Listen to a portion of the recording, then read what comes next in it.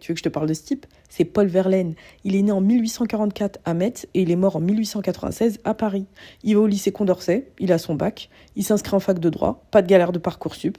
Bon, ça le gave, donc il préfère traîner à Paname avec les littéraires qui sont OP à l'époque. Il a des problèmes avec sa daronne aussi. À 22 ans, il écrit son premier recueil de poésie, Poème saturnien. Donc là, tu te dis déjà à 22 ans, c'est hyper jeune. Il est influencé par Baudelaire. Il fait partie du mouvement des symbolistes et aussi des poètes qu'ils appellent les parnassiens. Eux, ils parlent pas de politique et ils défendent pas une idée dans leurs poèmes. Leur truc, c'est qu'ils prétendent faire de l'art pour l'art. Il a un crew de poètes. Il s'appelle les vilains bonhommes, genre bande organisée. Et il perce de ouf. Donc déjà, tu te dis le type, il est perché et t'as pas tort. Tu pourrais, par certains points, le comparer à Jul. Verlaine, de base, lui, il kiffait sa cousine et il voulait se marier avec elle. Mais elle se marie et elle meurt jeune, du coup, ça l'a fait plonger dans la tease. À 26 ans, il se marie et il aura un gosse avec sa femme. Mais bam, il y a Rimbaud, le A, qui débarque à Paname et ils ont une histoire. Bon, là, tu peux plus le comparer au J. Verlaine, il fait partie d'un crew, je t'ai dit, les vilains bonhommes. Donc, il va faire lire le poème de Rimbaud à son crew. Et là, si tu veux en savoir plus, tu regardes l'autre vidéo sur Rimbaud.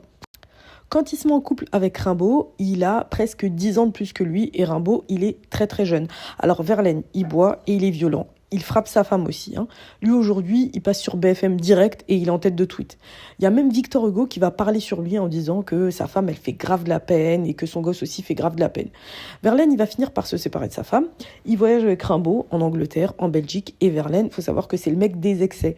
Il boit, mais pas un peu. Genre le mec, il se met mal à chaque fois. L'absinthe, c'est son truc. Il va même écrire un poème sur cet alcool.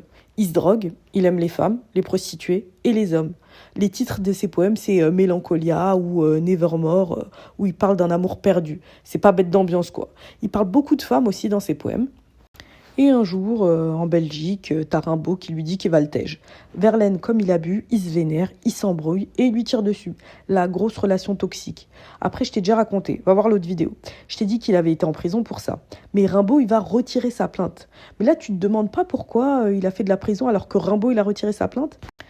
Comme ils étaient homosexuels et qu'à l'époque, ils blaguaient pas avec ça et qu'il y avait de gros soupçons sur lui, ils lui ont fait une expertise médicale pour vérifier s'il pratiquait le rapport avec les hommes et c'est surtout pour ça qu'il a été condamné. Quand il sort de tôle, il tente de revenir avec sa meuf, elle veut pas et il se retrouve tout seul, mais pas longtemps. Il retrouve Rimbaud qui va lui donner les illuminations, mais qui s'appelle pas encore comme ça. Pendant que Rimbaud, il est à Harar en Éthiopie, où il tente même le trafic d'armes pour se faire de l'oseille, Verlaine, il a pas de news et il le croit mort.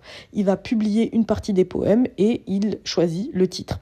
À la fin de sa vie, il se calme un peu. Il écrit des recueils de poèmes qu'il appelle Sagesse, soi-disant, et Jadis et naguère. Et là, je te fais une petite digression. C'est-à-dire que je vais rentrer dans un autre sujet. Oui, je t'apprends des mots. Ne fais pas un mauvais emploi du mot naguère. Tu vois, Verlaine, il donne comme titre Jadis et naguère. Ça veut dire avant et maintenant, en gros.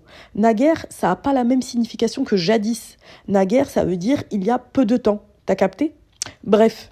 Verlaine, il retourne vivre chez sa mère, qui l'étrangle souvent. Si, c'est connu, ça aussi.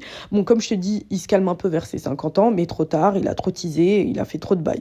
À la fin de sa carrière, il force à traîner encore dans des cafés à Paname. Il écrit des poèmes vulgaires, des poèmes érotiques. Il a la syphilis, c'est une MST, et d'autres maladies aussi. Il finit par mourir d'une pneumonie. Alors, je te le compare avec Jul pour que tu captes bien. Verlaine s'est lui-même appelé poète maudit. Il est dans un délire. Il traîne avec les peintres impressionnistes et les compositeurs de son époque.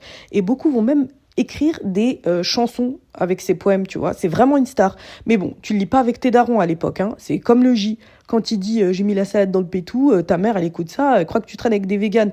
Et en plus, il a dit pétou, il y a la rime en ou, ça fait mimi. Tout ça, ça a rien de mignon. C'est des bails sombres. Donc voilà, la conclusion, c'est que Verlaine, c'est un mec torturé, violent, alcoolique, drogué, un mec sombre. Et là, tu te dis, mais on l'étudie en classe. On nous demande d'analyser les textes d'un mec qui écrit sous substance.